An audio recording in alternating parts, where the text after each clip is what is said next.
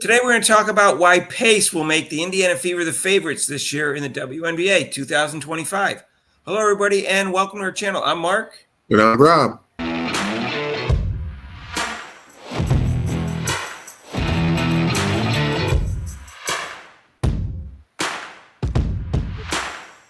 Hey, if you haven't subscribed to our channel yet, please do so. Hit the notification bell when you do so you get notified of our next video. And guess what? We're going to have another live show on Thursday night, Caitlin Clark's crossover, and Rob's going to be there. All right. And DePope B. Frank and Act Nation TV, Act Nation, is going to be there also. So that's great. And also on Monday the 24th, Rob will be there. And next Thursday he'll be there. So he's going to be there for 3 of the next 4 shows. He won't be there this Monday coming up. All right. So that's great. Join us. It's Caitlin Clark's crossover. It's every Monday at 6 p.m. Eastern and Thursday at 5:30, obviously p.m. in Eastern, except for major holidays. And it's kind of sports reporters type forum where we have guest podcasters come in. We have great discussion about Caitlin Clark and women's basketball. Okay, speaking of women's basketball, everybody knows who Sue Bird is.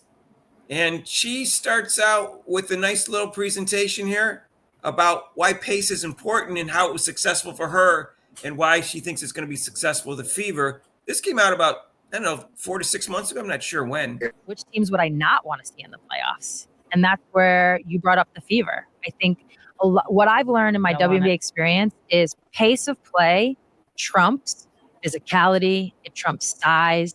It can trump experience, because a lot of times when you're experienced, it's really like code word for your veteran, which is code word for your old. Slow the pace. Yeah. So I feel like I know that's why you guys were so good for those in years. 2018 and 2020, the years we won, that was our whole mantra, was pace, pace, pace, pace, pace. And what I see in Caitlin, what I see in Kelsey Mitchell, they're just like ramming it down people's throats. And it's really hard. It can have your head spinning. So yeah, as I mentioned, Kelsey Mitchell's balling, Caitlin continuing to impress, and just, she's going to break records nonstop for the next couple of years. Yeah. It's just going to be a constant record break. Yeah. So I think that pretty much sums up what needs to be said. I think we can listen to Sue Bird, right, Rob? She got 2 championships, she said, playing with pace. And those are recent times, 2018, 2020. That's not far away. Right. Yeah, I don't know about a couple of years. I think it's going to be more than a couple of years that Caitlin Clark's going to be breaking records. So. Caitlin Clark's going to be breaking records until she retires, Rob. So yeah, she'll be breaking her own records. I want to point out one thing before we get to this year's team. Last year's team, when they played with pace, is when they were most effective, and that's when they went on the winning streak.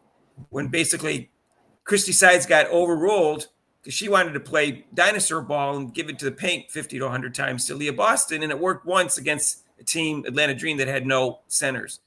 But it doesn't work against most teams. And then they said, well, okay, we're just going to let Caitlin Clark do her thing, and it worked. And so Caitlin Clark, it was sporadic whether they were doing it, especially the first half of the season. So they weren't always playing with pace. But the second half, at the Olympic break, they started playing with pace more and more often, and they became a deadlier team. And that's what Sue Bird was talking about. Yeah, she's exactly right, Mark. I mean, Doma is defensive specialist. I like the score. I like offense. So my offense also was get the ball and push the ball down the court, because then the defense, it's hard for the defense to set up. So if you run the floor, I learned from Bill Bradley, you want to beat your person down the floor. And that kind of defeats them. So if you keep on doing that, and then you push the pace like Caitlin Clark likes to do, you put pressure on the defense, because they can't just wait for you to set up their defense. So yeah, she's on point about that. Yeah, if the defense isn't set up and Caitlin Clark is playing fast and also driving and dishing and stuff like that, they're not ready for it. Someone can get a wide open 3-point shot. So anyways, and that's important in today's basketball. The 3-point shot is, even in the WNBA, it's pretty prevalent. So I think this year's team, Rob, will go with pace even more. In fact, Coach White has indicated that, They said they'd like to run and play up tempo.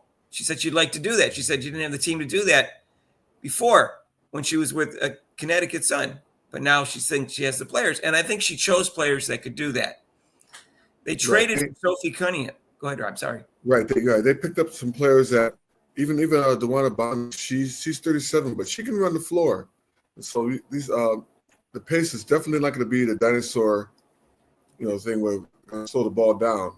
I mean, I'm sure she'll have a set offense, and that'll probably put some more motion. But she's got the new players coming in: Cunningham, Colson. Lisa Brown and Turner. Just all these players, and they can run the floor. Natasha Howard, even though she's 32, 33, she can run the floor too. So I think they got players that could run the floor. Some of them are a little older, but they have depth now to counter that. Now, Dantas isn't fast, and Leah Boston aren't fast, but all 5 people on the court don't have to be fast. In fact, last year, I'm sorry, Mark. Go ahead. Last year, when they were at their peak and playing really well, some of the teams were conceding the rebound because they were afraid of the pace, and the Caitlin Clark would get the ball and just throw it to someone deep. So they would their defense would actually pull back and concede it. So if that's happening, it doesn't matter if Aaliyah Boston's running down there if the other 3 players are. But Aaliyah Boston and Caitlin Clark can get the rebounds, and they can just run with it. And Dantas, same thing. When she's in there instead of Aaliyah Boston, same thing. You don't have to have all 5 people to be fast. If 4 out of 5 are fast, that's enough to be an effective running offense, I think. Right, Mark. You're right, Marcus. When they played the Lynx, that's what they did. The Lynx ran back on defense. They didn't crash the boards. Even though those 2 players are not, very fast, you got what they call as a controlled fast break. So they can be like the trailer. You always have a trailer and a fast break. And so if the other team starts to, we got to stop the people out on the 3-point line or watch that point there, then they just kind of just come in and slide down right down the middle. Nice little bounce pass and then for a layup. Right. Now, they also have Jaylen Brown might not even make the team, but from the highlights I've seen, she's fast. So she's not getting a lot of playing time. But Lexi Hall is fast, and she runs the floor well. She's got a lot of energy. So that's cool. And we all know that Kelsey Mitchell's maybe the quickest person in the league. So they got a great roster for that. Well, Mark, we're leaving out even if Kelsey, even if Caitlin Clark doesn't get the rebound, she can run the floor. So she can run to her spot, 2-pointer, or run for a layup. So even if she doesn't get the rebound, she does that. She does that. Yeah. You'll see her anticipate someone like Aaliyah Boston getting the rebound, and she'll start running and then looking over her shoulder, waiting for Aaliyah Boston to give her the ball. I've seen her do that. And because that's the key, is to play that. So Sue Bird said she got 2 championships by playing with pace, and that's not as much pace as the Fever are going to be playing with. Caitlin Clark plays with more pace than Sue Bird did. And more continuous basis and faster. So we'll see what happens. I mean, Sue Bird was quick also, but I think Caitlin Clark is more fanatic about it. She just wants to do it every second. Every rebound, she wants to play with pace. And what also helps is that now they have a bench where they can do that, because you get kind of tired doing that fast pace. But if you have at least 9 players that can run the floor, that's cool. You can rotate them in and out and give people a rest, and just keep. And then don't I gotta sub. When I sub these 2 players in, I gotta change my offense and slow the ball down. No, they don't have to this time. No, they have. I mean, they might play with 11 players for the first half of the season because of the salary cap problems. But I think they have enough depth right now to be able to play with pace, and they're going to be a real problem for teams, Rob. And I'm predicting them to win the championship this year. And we were talking about this last night on Caitlin Clark's crossover, right after Adrienne Ross and Rosalina Lee. That was her first appearance, by the way, Rosalina Lee, and she had a really, really good job. Everybody liked her, and Adrienne Ross has been really good for 3 weeks in a row. And I was talking to Act Nation, and we were talking about how many wins we thought the Fever were going to get. And I'm going to go on record and saying they're going to win 75% of their games, which is 33-11. He's saying he only thinks they're going to win 30 games. So then I asked the audience, and we got everything from 30 to 44-0. But some people were serious about 38. Some people were serious about 38. Some people said 38-6, and other people said 30. So everybody was between 30 and 38. I think 44-0 was obviously a joke. I'll go with 30 also, Mark. 30 or 31, Mark. I'll go with 30 also. I'm going with 33. So what do you get? You have to go with one, Rob. 30 or 31. What are you going to go with? 30. 30? Okay. So 32 and over, I win. 31 and under, Rob wins. Okay. All right, that's my prediction. And I think they're going to win the championship. And I'll put this on again. I'll put this on several times so people can't say, hey, you're just saying. They're going to win. They're going to have the best record in the league. They're going to win the first round 2-0. They're going to win the next round 3-1. I don't know who it's going to be, but I think in the other semifinal, I think it's going to be the Lynx and the Liberty, the two teams that were in the finals last year. And I think the Lynx are just going to win because they're hungrier and not necessarily better than the New York Liberty. And then in the finals, the Fever will win 4-2 over the Lynx. Wow. It's a great prediction, Mark. 2-0, 3-1, 4-2 against the Lynx and beat the Liberty in the semifinals. I don't know who's going to be in fourth. That's anything. Any one of those teams could be fourth. I don't think it's going to be the Aces. I think they lost too many players. So we'll see what happens. Anyways, that's my prediction. Rob, what do you think, Rob? Do you think they're going to win the title this year? Well, I think, Mark, making predictions is a little too early to do that. You're wimping out. Let me know down below in the comments whether you think Rob's being a wimp about not making a prediction. Too early? What do you want to wait till the end of the year till it's over with? Yeah, I'm not gonna be like the WNBA and put people MVPs before the season starts. But I will. Okay, Mark, I'll give you a prediction. Rob, a prediction's different than voting for someone before the season starts. Well, I'm okay. My prediction is I believe the Fever will be in the finals. How's that? In the finals. Okay. All right. You can change it like after 3 preseason games. You can change it. I'll let you change it. No, you know what, Mark? Mark, I'm gonna be like you. They're gonna be in the finals. That's it. You're not predicting them to win.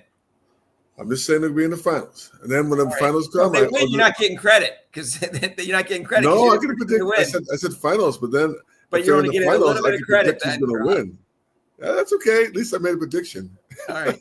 See, this is the difference. Is I think predictions making them now is harder, so that's why I'm making it. Like when I said that Caitlin Clark is going to be the first one to win 5 MVPs and 6 championships, people said, "Oh, it's too early for that." No, if I wait till she gets 2 MVPs and 2 championships in a row, and then I predict it, people go, well, my 10-year-old son can predict that. Or my 10-year-old daughter can predict that because it's too easy then. I'm making it when it's much harder to predict. Even Rob can predict that. Yeah, even Rob didn't predict it. So that's why I made it now because – and I didn't make anything too extravagant for Caitlin Clark this year. Neither Rob or I did.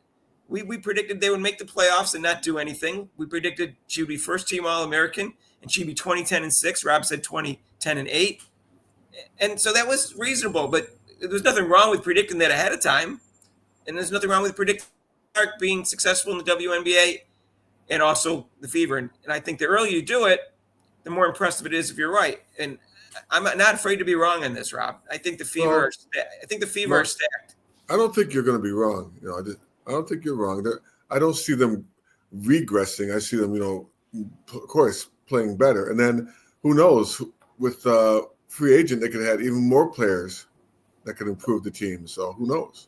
Right. We didn't even mention another reason why, the pace is going to be better. We kind of mentioned it, but Coach White replaced Coach Sides. And that's going to be the key to me that they're going to be consistent with this pace and why I think they're going to win the championship because they replaced the coach. So anyways, let us know what you think down below. Let us know what your predictions are. You don't have to make them, but it's cool to read predictions by people down below. And if you like this video, hit the like button. And if you do, share it with your family, friends, and acquaintances. They may like it. And join us for Caitlin Clark's crossover every Monday and Thursday at 6 o'clock on Mondays, 5:30 on Thursdays. It goes for at least an hour. We have 3 podcasters that we invite in. And this Thursday is going to be Rob, is going to be one of the panel members. DePope B. Frank and Ack Nation and myself as the token white guy. And if you haven't subscribed to our channel yet, please do so. Hit the notification bell when you do so you get notified of our next video. And if you haven't donated to this channel, you can with super chats and super thanks down below and a link to PayPal. And we'll see you in the next video. Peace out.